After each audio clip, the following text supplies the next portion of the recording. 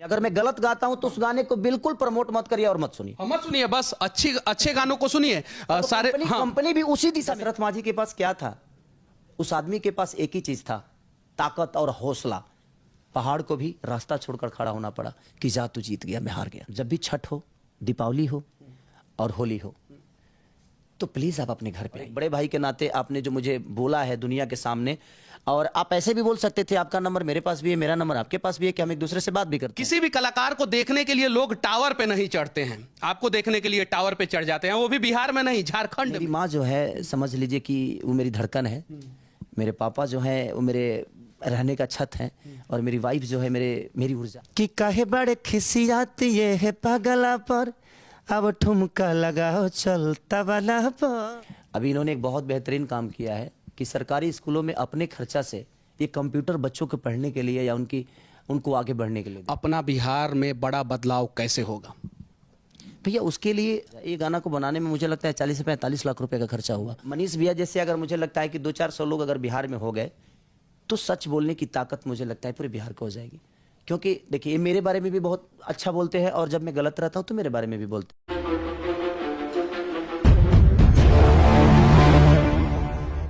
अभी हमारे साथ सिर्फ भोजपुरी इंडस्ट्री के नहीं, पूरे हिंदुस्तान के पहले ऐसे कलाकार हैं जिनको देखने के लिए लोग टावर पे भी चढ़ जाते हैं। खेसारी लाल यादव जी झारखंड में जब गए थे तो इनको देखने के लिए टावर पे लोग चढ़ गया था। अभी ये हैदराबाद से आ रहे हैं। हैदराबाद में जिस जगह का कैपेसिटी सिर्फ और सिर्फ 25,000 का था, वहां पे 1.5 लाख से ज्यादा लोग आ गए। बवाल और विवाद में ये भी बने रहते हैं, हम भी बने रहते हैं। कंट्रोवर्सी इनके नाम पे भी होता है, हमारे नाम पे भी होता है, बेवजह होता है। इनका एक गाना आया है तबला, और उसी के प्रमोशन के लिए अभी ये पटना आए हैं। तो सबसे पहले सच तक न्यूज में आपका स्वागत है। सबसे पहले इस चैनल को, सच तक को देखने वाले जितने भी लोग हैं, जिस हिसाब से आपने अपने चैनल का नाम रखा है सच तक, वैसा बोलते भी हैं विभाग की तरह। और जैसे आपने बोला भैया कि हम दोनों विवाद में रहते हैं, तो गंदा पानी नहीं होता है, साफ पानी ही गंदा करने की कोशिश की जाती है। तो जब भी कोई साफ पानी होगा ना, तो उसको गंदगी करने की कोशिश करेगी दुनिया। लेकिन हम ऐसा नहीं कि अगर हम जल हैं तो पूरी दुनिया को पिलाने का काम करेंगे। कोशिश हमारी, आपकी भी रहती है, हमारी भी रहती है कि हम अपने काम के बदौलत। मैं अभी आपको देखता हूं कि कभी मैंने भी आपको कोट पैंट पहनते हुए कभी नहीं देखा, क्योंकि आप एक वर्कर की तरह अपने इस चैनल को भी चलाते हैं, और बेबाक से आप लोगों के भावनाओं को और लोगों के जो तकलीफें हैं उस दुनिया तक पहुंचाते हैं। और आप भी मेहनत करते हैं। इनका मैं एक वीडियो देख रहा था, इन्होंने बोला था क्या कि भैंस पे चढ़ने वाला आदमी को लोगों ने फ्लाइट पे चढ़ा दिया। एक सवाल मैं आपसे पूछना चाहता हूं, किसी भी कलाकार को देखने के लिए लोग टावर पे नहीं चढ़ते हैं, आपको देखने के लिए टावर पे चढ़ जाते हैं, वो भी बिहार में नहीं, झारखंड में। कैसा महसूस करते हैं? ये भोजपुरी का गरिमा है, और भोजपुरी की इतनी पावर है कि लोग टावर पे चढ़ जाते हैं। और मैं वो कार्यक्रम बहुत देर तक गाने वाला था, लेकिन लोग के टावर पर चढ़ने की वजह से मैं उस कार्यक्रम को बंद कर दिया, और मैं बहुत जल्दी वहाँ से निकल गया। रीज़न ये था कि अगर उनको कुछ हो जाता तो शायद मैं अपने आप को माफ़ नहीं कर पाता, और इसीलिए मैंने जो कार्यकर्ता थे उनसे बोला, वहाँ की जो विधायिका थी उन्होंने खुद ही बोला कि प्लीज़ सर आप ये बंद कर दीजिए, क्योंकि मुझे भी ऐसा लगा कि नहीं, मेरे संगीत से बढ़कर उनकी जान है, क्योंकि वो है तो मैं हूँ। और इसलिए मैं कार्यक्रम बंद कर दिया। कम से कम 5,000 से ज़्यादा लोग चढ़ गए थे। तो और मंदिर के प्रांगण पे लोग चढ़ गए थे, वो मंदिर के गुंबज पे चढ़ गए थे। तो मुझे थोड़ा सा अजीब लगा कि नहीं यार, मैं उतना भी बड़ा नहीं हुआ हूँ कि लोग भगवान के सर पे चढ़कर मुझे देखें। अच्छा, एक और कंट्रोवर्सी आपके नाम पे हुआ है। एक फिल्म का शूटिंग आपका चल रहा था, और मंदिर के गेट पे आपका पैर मारने का सीन है, और उसके ऊपर जो है बहुत ज़्यादा विवाद हो गया। तो उस पर क्या कहना चाहते हैं? देखिए, वो मंदिर के गेट पे मैंने पैर नहीं मारा है, वो एक एक्शन है। 2 लोग उसके अंदर, मंदिर के अंदर हैं, जो कि उस रस्सी बांध के खींच रहे हैं, क्योंकि हमारी औकात नहीं है कि हम गेट पे मारे। और आस्था हमें भी समझ में आती है, लोग मुंह से बोल देते हैं आस्था को, लेकिन हम तो हर साल आस्था को प्रचार करते हैं अपने गायकी द्वारा, अपने संगीत द्वारा, अपने शब्दों द्वारा। और हर जगह जाके जहाँ भी हम शुरू करते हैं, तो छठ से लेकर हमारा देवी भजन हो या कांवर भजन हो या हमारा कोई भी फेस्टिवल हो, उसके हम गाना खुद ही गाते हैं, और मैं अपने भाषा को खुद ही प्रचार करता हूँ। लेकिन वो गलत एंगल से लिया गया था वीडियो, और गलत एंगल से वो लग रहा है कि मैंने लाठी मारा है, क्योंकि मंदिर के अंदर मेरा फाइट था और मैं जूता पहना हुआ था। उसके बावजूद भी मैंने विलेन को पकड़ के मैं बोला कि मंदिर है, जूता खोल लेवे दे ओकरा बाद तोर व्यवस्था करब। तो ऑलरेडी मैं जूता खोल फिल्म में कहानी ये है कि आप ये विलेन को बता रहे हैं कि ये मंदिर है, जूता खोल लेवे दे और तब तोर व्यवस्था करें, लेकिन सिर्फ और सिर्फ थोड़ा सा क्लिप जो है वायरल करके खेसारी लाल यादव को बदनाम करने का प्रयास किया गया। हाँ, तो वही चीज़ है ना। देखिए एक बात बताएं मनीष भैया, जब इंसान कुछ करके आगे नहीं बढ़ता है ना। अच्छा, एक चीज मैं आपसे पूछना चाहता हूँ, इतना रिस्पेक्ट करना आप कहाँ से सीखे हैं? रिस्पेक्ट आपके मन में होता है भैया और आपके संस्कार में होता है। आप मेरे से बड़े हैं, छोटे हैं, ये मायने नहीं। ब्यावा होने दीजिएगा कि नहीं? देखिए बात तो वहाँ है ही नहीं। एक्चुअली देखिए मैं झुकूंगा तो आपका भी हाथ आशीर्वाद देने के लिए झुकेगा और आप भी झुकेंगे उठाने के लिए। तो ये दुनिया में अगर बड़ा बनना है तो झुकना तो पड़ेगा आपको। अगर आप तड़कुल की तरह देखिए, मेरे अंदर जब तक जान है तब तक मुझे गुस्सा भी आता है और मोहब्बत भी है। मर जाऊंगा तो शायद ना गुस्सा आने वाला है और ना ही मैं किसी को रिस्पेक्ट देने वाला हूँ। तो जब तक मैं नहीं दूंगा तो मुझे नहीं लगता कि मुझे दुनिया देगी। तो मेरी कोशिश रहती है कि, और जिस तरह आप हैं कि आप जीवन में हर वो चीज़ों को मेहनत करके किए हैं, तो जो लोग मेहनत करके नहीं करना चाहते हैं ना, वो अपने जुबान से आपको दबाना चाहते हैं, क्योंकि उनको मेहनत आता नहीं। अगर उनको मेहनत आती तो उनको बोलने की जरूरत नहीं है कि मेरी छवि क्या है, मैं करता क्या हूँ, मैं गाता क्या हूँ, मैं सुनता क्या हूँ, मैं कहाँ सोता हूँ, मैं क्या करता हूँ, मैं ऐसे हूँ, मैं वैसे हूँ। नहीं, जिनके पास काम है ना भैया, वो किसी की बुराई नहीं करते। वो ऐसा काम करते हैं कि मैं काम करूँ कि दुनिया मेरी तारीफ करे। तो वो काम करके तो मुझे पीछा कर नहीं सकते, क्योंकि वो क्षमता भी तो होनी चाहिए ना, वो स्टेमिना होनी चाहिए कि मैं उतना कर लो। अब मैं हैदराबाद में शो था, 1.5 लाख पब्लिक के बीच में मैं कार्यक्रम किया। कार्यक्रम के बाद मैं तुरंत 5 बजे सुबह में एयरपोर्ट आया, 8 बजे 10 बजे यहाँ उतरा। 10 बजे के बाद से मैं इस कार्यक्रम में हूँ। अब यहाँ के बाद फिर नवादा जाऊँगा, नवादा कार्यक्रम करूँगा, फिर वहाँ से निकलूँगा, फिर मुंबई जाऊँगा या दिल्ली जाऊँगा, शूटिंग करूँगा। 7 तारीख तक शूट करूँगा, 8 को फिर मैं लंदन चला जाऊँगा। तो कहीं ना कहीं एक मोहब्बत ही है लोगों का कि मैं कितना भी मेहनत करता हूं तो मुझे लगता है कि मैं कम ही कर रहा हूं। तो मैं मेहनत से कभी भागता नहीं, शायद वही रीज़न है कि मैं आज यहाँ तक हूँ। अच्छा, ये जो तबला गाना आया है, ये थोड़ा सा 2 लाइन उसका सुना सकते हैं? कि काहे बड़े खिसियात ये है पगला पर, अब ठुमका लगाओ चल तबला पर। हम लोगों ने इसको मोजरा टाइप में शूट किया है, क्योंकि मोजरा बहुत दिनों बाद एक भोजपुरी में मोजरा आया है। और सारेगामा कारवा जब भी कुछ करता है और बद्री जी जब भी करते हैं तो कुछ बेहतर करते हैं, और कोशिश रहती है कि अपने भोजपुरी को कैसे प्रमोट किया जाए। ये गाना को बनाने में मुझे लगता है 40 से 45 लाख रुपए का खर्चा हुआ, क्योंकि इतने लोगों को फ्लाइट से बुलाना, कुछ लोग यहाँ से भी आए हैं, कुछ लोग फ्लाइट से आए हैं, कुछ लोग, सबको पनास में रोकना, खाना पीना देना, वहाँ का शूटिंग का खर्चा अलग, खेसारी को देना वो अलग, म्यूजिक को देना अलग, मॉडल को देना, डांसरों को देना, तो बहुत सारी चीज़ें जुड़ी होती है। तो आज भोजपुरी बहुत आगे जा रही है और हमारी भी कोशिश है, क्योंकि आप संघर्ष के शूटिंग पे आप गए भी थे, संघर्ष 2 के शूटिंग पे आप गए भी थे, वहाँ का देखे क्या की एक कहानी मैं आप लोगों को बता देना चाहता हूँ संघर्ष 2 फिल्म की, कि खेसारी लाल यादव कितने डाउन टू अर्थ हैं। शायद से एक आपने ब्लैक कलर का पैंट पहना था, हाँ मुझे वो याद है, और वो बिहार के लोगों को जानना चाहिए। वो पैंट का जो जिप है वो टूट गया था। इन्होंने बोला कि चलो चलो ठीक है, उस पे हुक मारो और हम ये एक्शन दे के आएंगे, शॉट दे के आएंगे। और हुक मारा गया और शॉट दे के आए।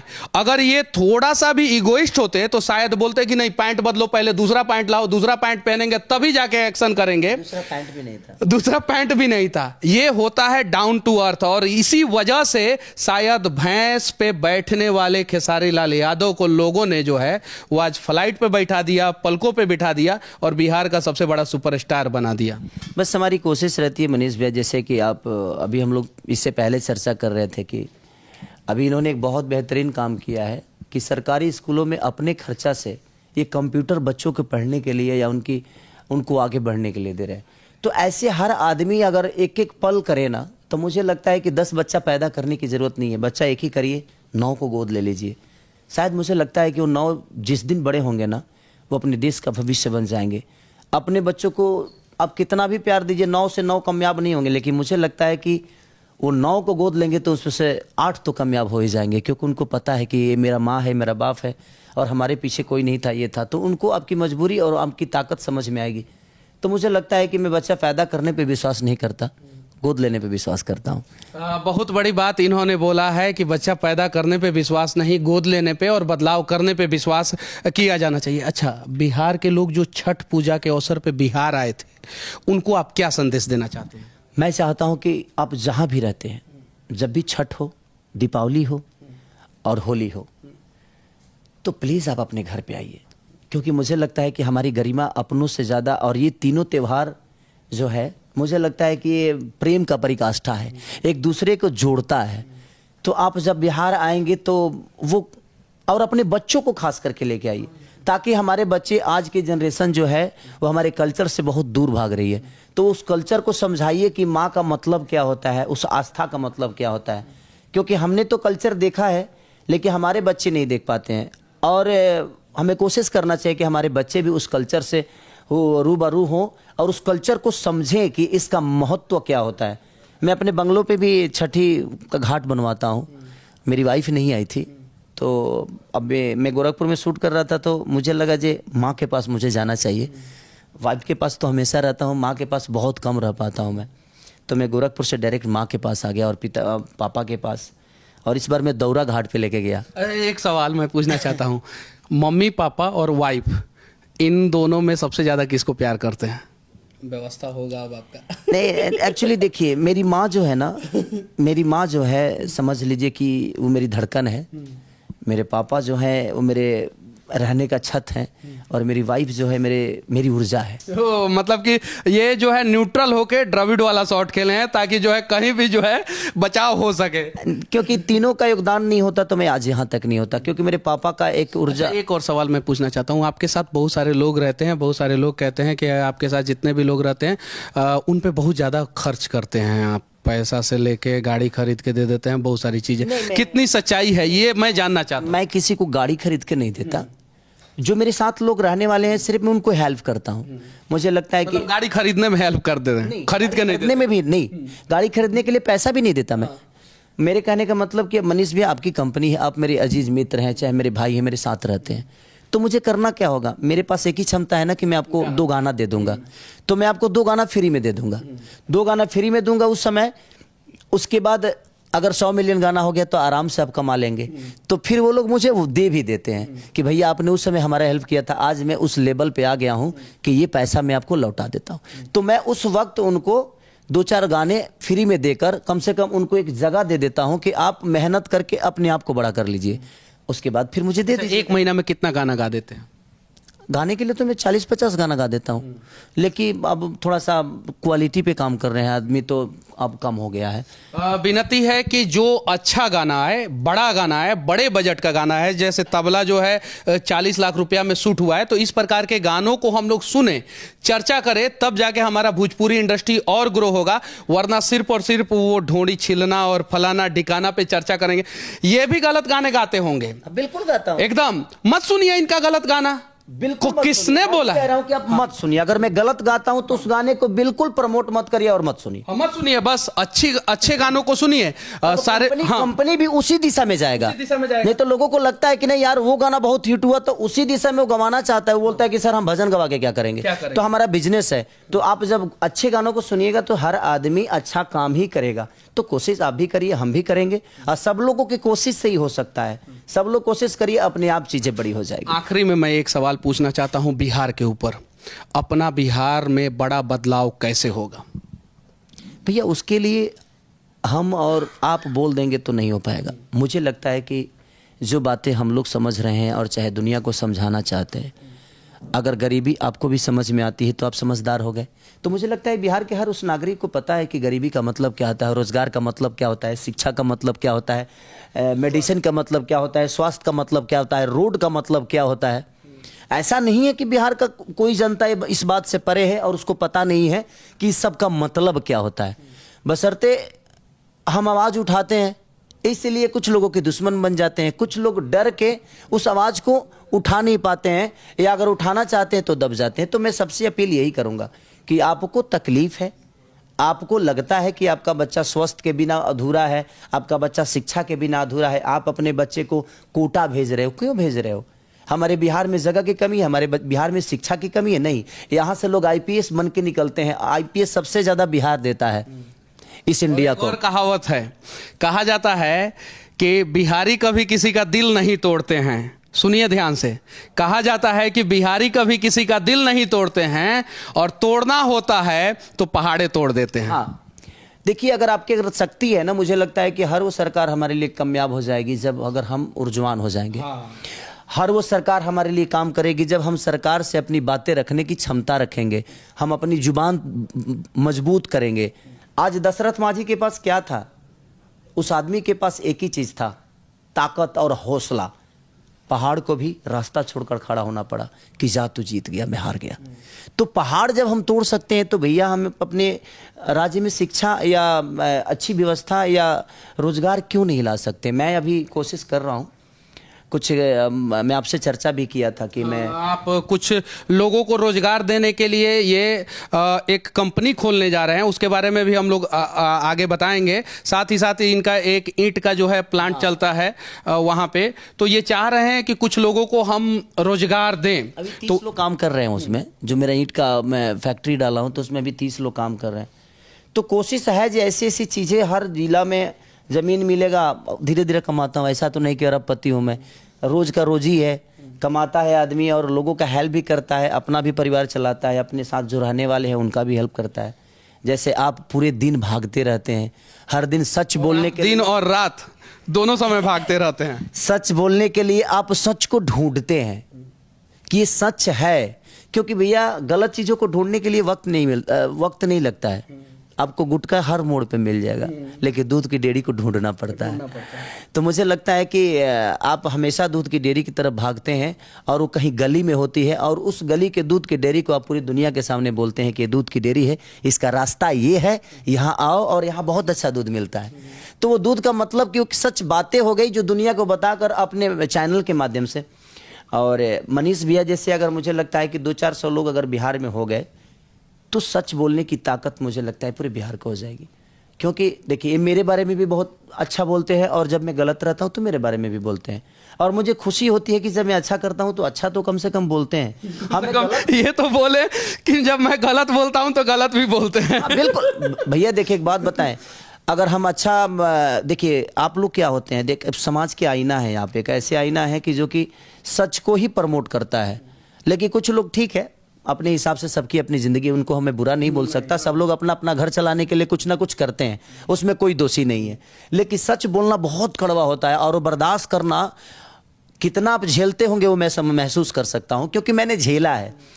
तो सच जब मैं अच्छा करता हूँ तो आप मुझे प्रमोट भी करते हैं, लेकिन मैं गलत करता हूँ तो आप मेरे बारे में गलत भी बोलते हैं।